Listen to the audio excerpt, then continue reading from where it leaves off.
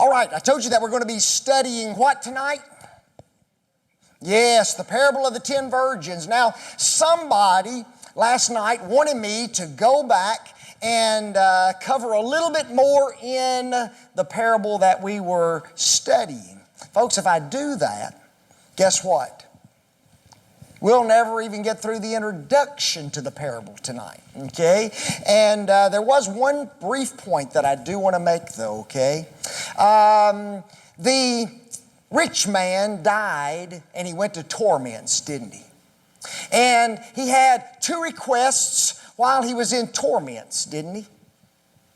His first request was for a drop of water to be placed upon his tongue. What's the second request? Yes, send Lazarus back to tell my brethren. And was he allowed to do that? No, wasn't allowed to do that. Abraham said they have Moses and the prophets. Let them what? Hear them. I entitled that section this, Commonality of Opportunity, folks. Okay? God gives the same opportunity with regard to hearing His Word to all men, doesn't He?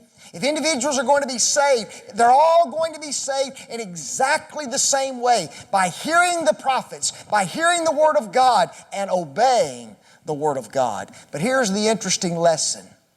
Here was a man who was lost, and he did not want his family there. Now, when I'm studying with an individual, and that individual begins to comprehend that salvation is in the church, that there is no salvation outside of the church, and then they begin to question, well, what about my mom and dad? What about my grandmom and my granddad? They weren't members of the church. This is the first text that I go to. And I tell them, these individuals have already died. And there's not anything you can do to change their eternal destiny. Their destiny is sealed, is it not? And let's assume for a moment that they are lost. If they are lost, there is one thing I know for sure, and it's this: they don't want you there. Do they? And yet the individual balks, doesn't he? The individual doesn't want to obey the gospel. The individual puts it off. The individual never obeys. And all he's going to do is what? Die and go to be where his relatives are. And when he gets there, you want to know what they're going to say? What are you doing here? You mean to tell me you had opportunity to obey the gospel of Christ and you didn't do it? It's the one thing we want you to do. We didn't want you here. And folks, they will be burdened with that through all eternity, will they not? If you know the truth, you better what? Obey the truth. That's all it is to it. All right, enough of that. Let's get to this next parable. Are you ready? The parable of the 10 virgins. Okay, it's found in Matthew, the 25th chapter. Now, there are 2 points that we need to get through by way of introduction, and I'm hoping that we can get through the introduction and get into the parable, okay? Because there's a lot to talk about. This particular parable centers in a marriage, doesn't it? True or false? Marriages in the land of Palestine were just like ours today. False. There's quite a few differences in our marriages versus their marriages. Did you know that? Their marriage process had 3 big steps within it, okay? Does anybody know what those steps are? Number 1. The agreement made by the parents. Oh, the agreement made by who? By the parents. Folks, we're talking about arranged marriages, aren't we?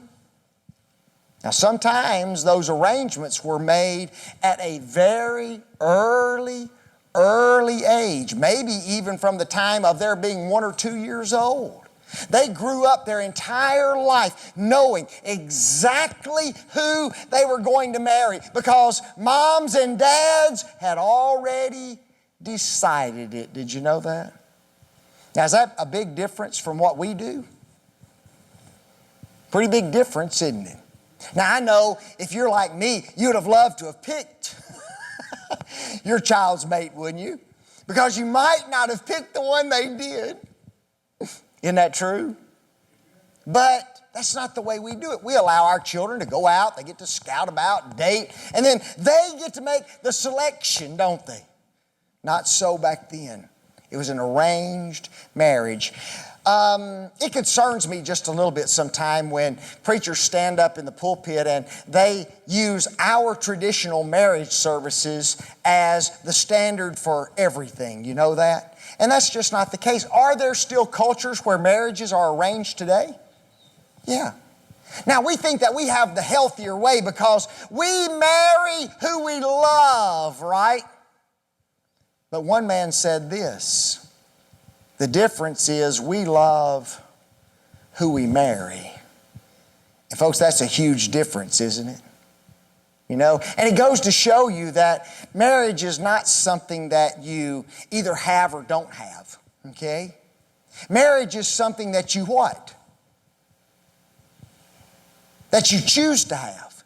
And then what do? You cultivate it and you develop it and you grow it over a long period of time.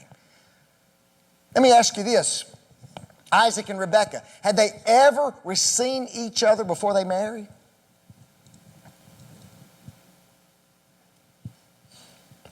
Abraham sends his servant off, does he not? Up into Haran. And he finds Rebekah, brings her off. She sees him for the first time. Who is that? That's your husband to be. The Bible says that she jumps off the camel, and guess what? Isaac takes her, goes into their tent, and they're married, husband and wife. First time they've ever seen each other. Isn't that amazing?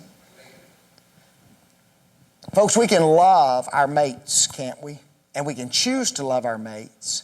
And we can do that without having to go through all that dating process. And so some of y'all, it's always interesting to me when I talk to older individuals, sometimes they tell me, well, we knew each other for about 13 days and we got married. And there's older folks like that, aren't they? And we've been married 205 years. And you go, wow, you know, it can happen, can it? So there's the first process. What's the second stage? Anybody know? Stage number 2. Yes, ma'am. Reception to the bride's house by the bridegroom's family, and then that's the bridegroom's house. That's kind of toward the end. There's another step in this process here. Anybody know what it is? The mom and dads, they get together. Yes, little Joey's going to marry little Susie one of these days. And then there comes a time when they have to do what? There has to be what is known as the espousal, okay? It is a covenant relationship that those two individuals enter into, okay? Now, they have not gone through the marriage ceremony. They have not entered into a sexual relationship with one another, but they are espoused one to another. It is a legally binding contract. The husband has paid money to the parents of his soon-to-be wife, and it is binding, folks. And it is as binding as what? As the actual marriage relationship. Let me ask you this. Before Joseph and Mary came together, he found out that she was pregnant, right? And what does the Bible say that Joseph wanted to do with her? He wanted to what? Do what to her? Put her away. What do you mean put her away? They've never been what? They've never been officially married, but what did he want to do? Put her away. Why? Because he was in a legally binding contract with this woman. He was what? espoused to her. Go back to Matthew, the first chapter for just a minute. Matthew, the first chapter. Starting about verse 18. Matthew 1, verse 18. Now the birth of Jesus Christ was on this wise, when as his mother Mary was what? Espoused to Joseph before they what? Came together. Okay, here's the espousal period. Now, the reason I bring this up is because this parable is an earthly story with a what? With a heavenly meaning. Now, this story could have been real. It could have happened, couldn't it? But Jesus is going to lay alongside of it a spiritual application. And folks, what I want us to see is we are the ones who are the virgins of this parable. Aren't we? Turn over to 1 Corinthians for just a minute. 1 Corinthians chapter 11.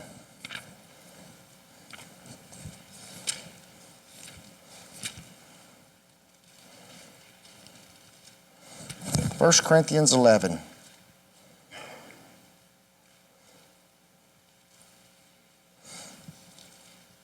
I'm sorry, maybe it's 2 Corinthians 11. Go to 2 Corinthians 11. I'll get there.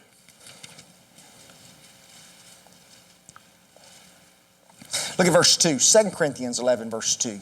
The Apostle Paul says, "For I am jealous over you with a godly jealousy. For I have" what?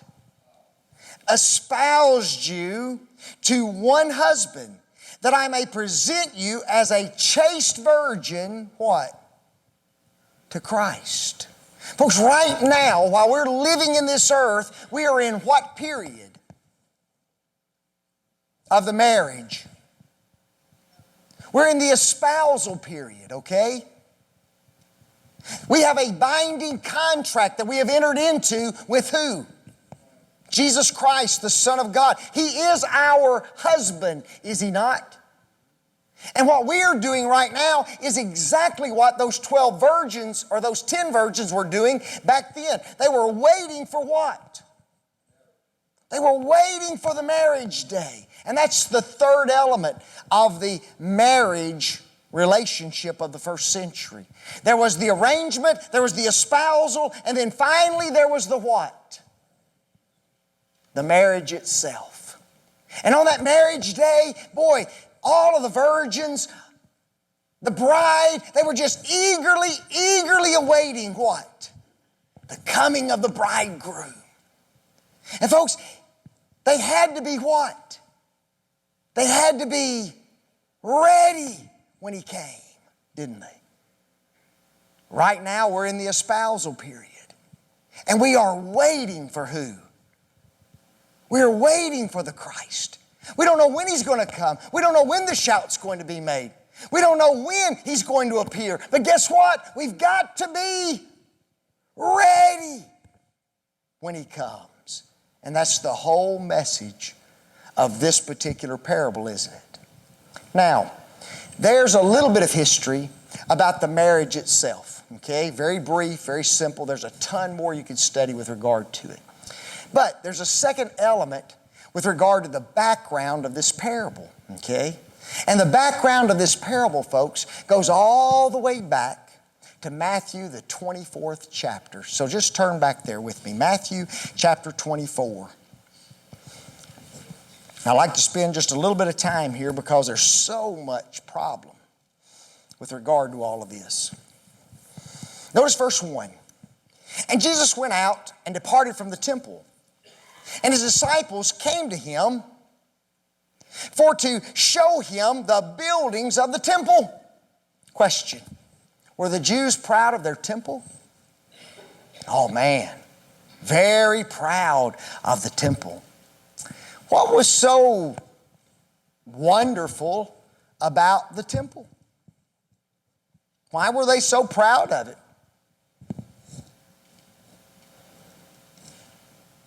You just told me that they were proud of it. Why were they proud of it? Nobody knows. We're going to be here a long time. Nobody knows why the Jews were proud of their temple.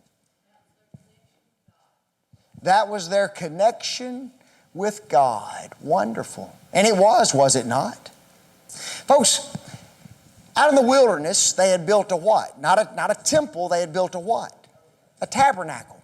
A temporary dwelling place for God. And that tabernacle lasted many, many years, did it not? All the way until who? All the way until Solomon, folks. From Moses all the way to Solomon, there was just the what? The tabernacle. And then Solomon erects a huge, wonderful tabernacle, does he not? And then it gets destroyed, doesn't it? And a second tabernacle gets built, and guess what happens to it? It gets destroyed. That's Zerubbabel's tabernacle. And now there's a third temple that's been built, hasn't it? And who built this one?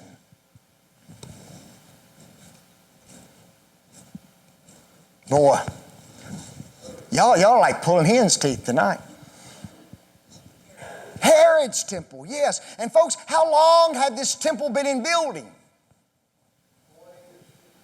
46 years. Is that a long time? Yeah. How long does it take approximately to build a fairly nice house? Say, 2,500 square feet. How long? A year? I guarantee if you get some of these guys on it, you can finish that thing in about 4 or 5 months. Did you know that? If they really get on it. 2,500 square foot home done in 4 months. Here is a temple that's been erected and it's taken 46 years to build. Folks, you think that was a monster of a temple? I bet it was overwhelming, don't you? Not quite as glorious as Solomon's, but a wonderful structure. Now, within the confines of all of that temple and all the buildings of the temple, there was one area that was the literal part of the temple, wasn't it? And there was one section known as the holy place, and there was another section known as the most holy, the holy of holies, and it was separated by a what? By a curtain or a veil. That holy of holies represents what? Heaven. What was inside there? The Ark of the Covenant. What's set upon the top of the Ark of the Covenant? The cherubim and the mercy seat. And folks, that was God's what? That was God's dwelling place as far as the children of Israel were concerned. Did that make the temple important? Folks, this earth is not important. You want to know why? This earth, even though God created it, this earth is temporary, is it not? And who is the ruler of this present evil world? Satan is. This is his world. This is his domain. And what's going to happen to this world? It's going to be destroyed. The place that's important for us now is not this world, it's what? It's heaven. Why? That's the dwelling place of who? Of God. If there's no other reason why you don't want to go to hell, it's because God won't be there. Did you know that? That's reason enough. Folks, I don't care if you didn't suffer in eternal fire. I don't care if there was no outer darkness there. I don't care if there was no weeping and gnashing of teeth. If you went there and there's no God there, is that a horrible place to be? It's a horrible place to be. But the Jews knew, wow, this is our tabernacle. And this is where God dwells. And it's the most important structure upon all the earth, is it not? And it's wonderful, it's huge, it's magnificent. Millions and millions of dollars have been spent on it. And now they're at the temple. And what are they doing? They're walking around and the apostles are showing Jesus what? All the buildings of the temple. Man. And guess what Jesus does? pops their bubble, doesn't he? He just pops their bubble. Look at verse 2. Look what he says. And Jesus said unto them, see ye not all these things? Verily I say unto you, there shall not be left here one stone upon another that shall not be what? Thrown down. This building that you are so proud of, all of these structures that you've been showing me, all of these things that you hold so dearly to, guess what? One day, not one stone will be left upon another. Question. Is the temple still standing in Jerusalem today?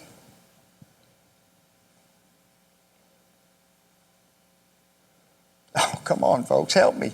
This is 21st century stuff. I can understand back there. Is the temple there? Folks, it ain't there. There is no temple standing in the city of Jerusalem. Now, one of the reasons I bring that up is this. The words that Jesus spoke here have already come to pass. Isn't that something? They've already come to pass. Now, these words that Jesus spoke troubled these disciples deeply. You know that? I mean, they were upset. They were agitated. They were concerned. And let's start reading at verse 3. And as he sat upon the Mount of Olives, the disciples came unto him privately, saying, tell us, when shall these things be? And what shall be the sign of thy coming and of the end of the world? Folks, they leave Jerusalem. They go just outside of the city to the Mount of Olives. This was a place where Jesus often went in order to get rest, was it not? It was often a place where he went to pray. It was where he withdrew from the masses and he could just have himself and his apostles and some quiet time. They've gone out there to the Mount of Olives, and the disciples have heard the words of Jesus that he spoke in the temple area. And as they march out there in their mind, all these stones are going to be thrown down. All of these stones are going to be cast down. Not one's going to be left upon another. And what's their question? When? When is this going to happen? The disciples ask 3 questions, okay? The disciples ask 3 questions. When shall these things be? Right? What's the second question? What shall be the sign of thy coming? And, question 3, the end of the world. Now, folks, you asked me 3 questions. You ought to get what? 3 answers. That's the way it normally is, isn't it? You ask me 3 questions, I'll give you 3 answers. Jesus doesn't do that. Jesus has asked 3 questions, and he gives 2 answers. Isn't that interesting? There's question number 1. When shall these things be? He answers that question. And he answers the 3rd question. And what shall be the sign of the end of the world? But there's the 2nd question, right? What shall be the what? Sign of thy coming. He attaches that 2nd question to the 1st question. And he answers it. When shall these things be? And what shall be the sign of thy coming? That's one question to Jesus. And then he takes the 2nd question and also attaches it to what? To the 3rd question. What shall be the sign of thy coming and of what? And of the end of the world. Now let me ask you this. Why would Jesus be able to take question number 2 and attach it to the 1st question and attach it to the last question? What's the 2nd question? What shall be the sign of thy coming? Now, Does the Bible ever talk about Jesus coming in judgment or God coming in judgment against a nation? Did it ever talk like that? Yeah. Guys, when the Bible talks about a coming of the Lord, it does not have to refer to the second coming. It can simply refer to the coming of God in judgment. And the destruction of Jerusalem, the destruction of the temple, was a coming of God in judgment against who? Against the Jewish nation. And so Jesus says, oh, this is a good question. You want to know when the temple is going to be destroyed? And guess what I'm going to do? I'm going to tell you the signs of my coming. But then they ask him about what? The end of the world. Well, let me talk to you about that, and let me talk to you about the signs of what? Of the second coming. Now, this is good stuff, okay? You see, the first section, beginning at verse 4, all the way down to verse 35, Jesus is talking and answering the first question, folks. Okay? Verse 4, all the way to verse 35, Jesus is answering what? Question 1. When shall these things be, and what shall be the sign of thy coming in judgment? That's in his mind. And guess what he does? Does he give them a lot of signs of his coming in judgment against the city of Jerusalem? Oh man, the whole thing, guys, is full of signs about the coming of the Lord in judgment against the city of Jerusalem. Folks, these first 30 plus verses have nothing to do with the second coming of Jesus Christ at the end of the world. Nothing to do with it. Those verses have to do with the destruction of the city of Jerusalem. Now, if you understand that, these verses make sense. Did you know that? Let's look at a couple of passages of Scripture. Look at verse 19. And woe to them that are with child, and to them that give suck in those days. But pray that your flight be not in the winter, neither on the Sabbath day. Let me ask you something.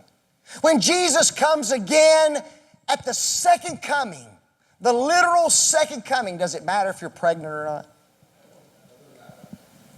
What difference does it make? Does it matter if he comes in the winter or whether he comes in the summer?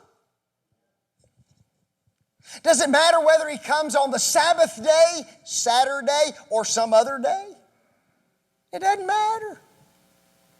Now, folks, if this has to do with the literal second coming of Jesus, then we need to get on our knees and we need to start praying for some pregnant women, don't we? I mean, it's true. Jesus says, pray what? Pray not. That it comes in the winter. Pray not what? That it comes on the Sabbath day. Have you ever prayed that the Lord doesn't come back on the Sabbath day? I've never prayed that prayer in my life. Now let me tell you something. If it has to do with the destruction of the city of Jerusalem, does it make sense? Yes. Folks, one day you have these military men standing atop the walls of Jerusalem, right? And all of a sudden a shout goes out. The Roman armies are approaching Jerusalem. The Roman armies are on the march against Jerusalem. Does it matter if you're pregnant? It matters then, because guess what you got to do? You got to get out of the city of Jerusalem. Now, folks, Jerusalem sits on 7 hills. Did you know that? It is the highest point in this mountain region. Everything away from the city of Jerusalem is down mountain passes. I don't know about you, when the Roman armies are coming against the city of Jerusalem, I don't want to be a pregnant woman having to go down those mountain passes, do you? What if you've got a little newborn? You want to have to mess with that when you're trying to get away from the Roman armies?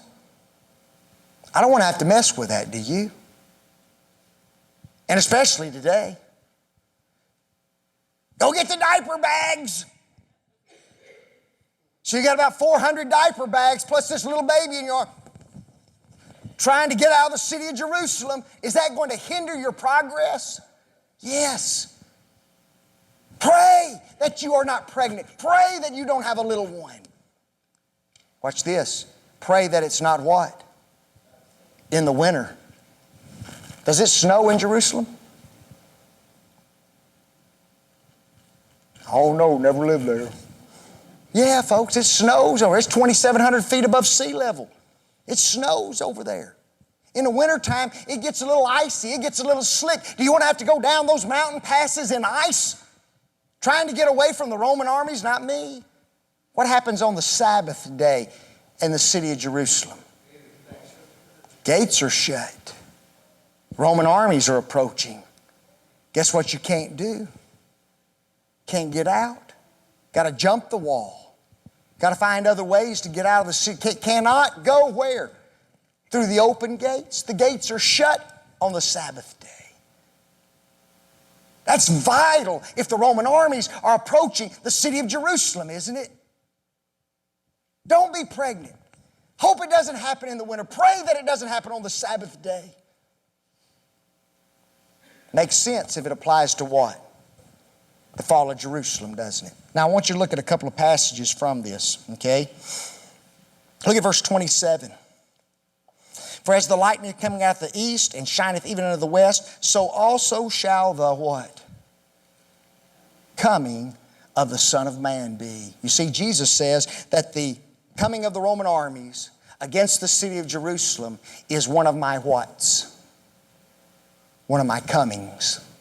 It's the coming of the Lord in judgment against the nation of Israel. Okay?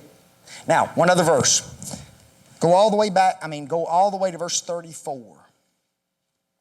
Verily I say unto you, this generation, got that? This generation. How long is a generation approximately?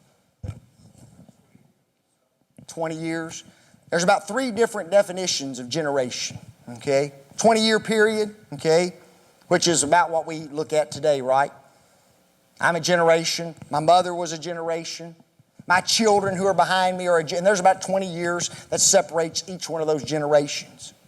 There's also about a 40-year period that separates generations, and then there's another that is about an 80-year period that separates, okay? Most individuals believe that he's talking about an 80-year period. This generation, the generation who's living right now, those that are between the ages of what? 0 and 80 years, this generation will not pass till what? Look what he says. Shall not pass till all these things be fulfilled. Now folks, let me tell you something. Either something happened and there was a destruction of the temple and Jesus told the truth, or Jesus what? Jesus lied. Now I know he told the truth. You want to know why I know he told the truth? Because there's no temple standing in Jerusalem today. And there hasn't been one there for 2,000 years. Isn't that something? The armies came against the city of Jerusalem, and guess what? Not one Christian perished. Why?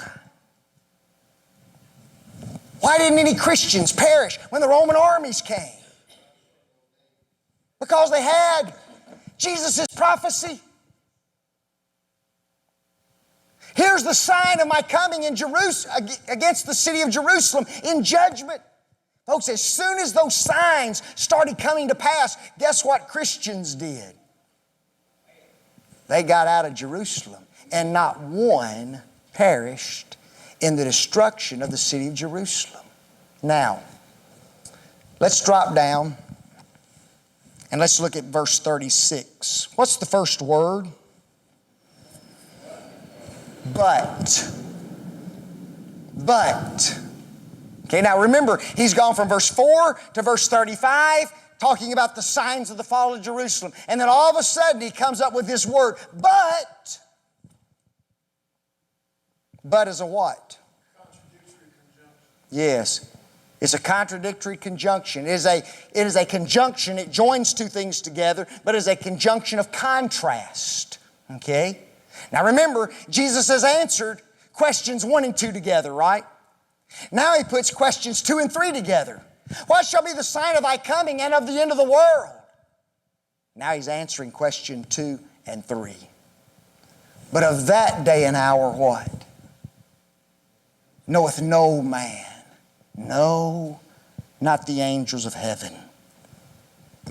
But as the days of Noah were, so also shall the coming of the Son of Man be. See, there he speaks about a coming again, doesn't he? For as in the days that were before the flood, they were eating and drinking, marrying, giving in marriage until the day that Noah entered into the ark, and knew not until the flood came and took them all away. So also shall the coming of the Son of Man be. They knew what? They knew not. Why? There are no whats. Folks, there's no signs to the second coming of Jesus. Jesus, what's going to be the sign of thy coming and of the end of the world? There are none. Oh, there's plenty for the fall of Jerusalem, but there are none, zero, nada for what? For the second coming of God in the last day. None. Now, folks, if there's no signs, if there's no way to tell, then guess what? You better get ready, because you don't know. Is it easy for us to get lulled into a state of contentment with regard to the second coming? Yeah. How long has it been since these words were spoken, folks? 2,000 years. 2,000 years. My mind can't even comprehend 2,000 years. You know that? How long has the United States been in existence? 200 and what? 230, 235, something like that. And we think that we've been in existence a long time. Multiply it times 10. And guess what? The Lord hadn't come back, right? Did he come last year? Didn't come last year. Did he come last week? Didn't come last week. Did he come yesterday? Didn't come yesterday. Didn't come 2,000 years. Didn't come last year. Didn't come last week. Didn't come yesterday. Guess what we think? He ain't coming tonight either. Don't we? Every one of us think we're going to get up tomorrow and just go to work. You think you're going to drive home tonight. Is that the bell? Told you we were going to get past the introduction. Didn't I? But folks, we could get lulled into a false sense of security, can't we? Jesus will not come in my lifetime. You don't know that. So guess what you better do? You better prepare. Absolutely. And within the church, guess what we have? We have two groups of people. We have the wise and we got the unwise. We got the foolish and we've got the wise. We've got the prepared and we've got the what? Unprepared. And folks, there's a ton of things that we could talk about with regard to this oil and stuff. You know that? Can the prepared give anything to the unprepared? No matter how badly a preacher stands in that pulpit and preaches to you within a congregation, if he's prepared, if he's ready, when the Lord comes, guess what he cannot do for you? He can't share his oil with you. You got to buy your own oil, folks. It's your burden that you have to bear. Don't matter how much your wife loves you, guess what? Husband, you better get yourself ready. Doesn't matter how much you want your children to be saved, guess what? They've got to prepare them. You can't give them any oil. It's an impossibility. And we need to understand that the only person that I can be responsible for is who? Is me. I want to make 2 quick points and then I'll stop, okay? 1 Thessalonians chapter 4, beginning at verse 16. For the Lord himself shall ascend from heaven with a shout, with the voice of the archangel, and with the trump of God. Man, folks, one day we're going to hear a concert from heaven. Did you know that? And I've always wondered, what's the voice going to say?